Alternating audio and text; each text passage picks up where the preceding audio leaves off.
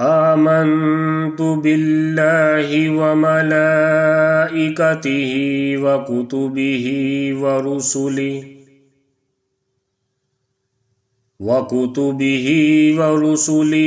واليوم الآخر والقدر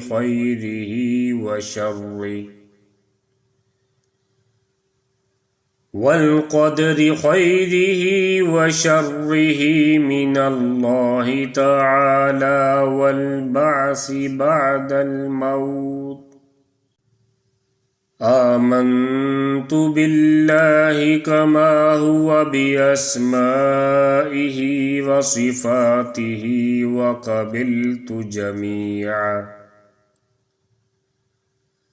وقبلت جميع أحكامه إقرار باللسان وتصديق بالقلب.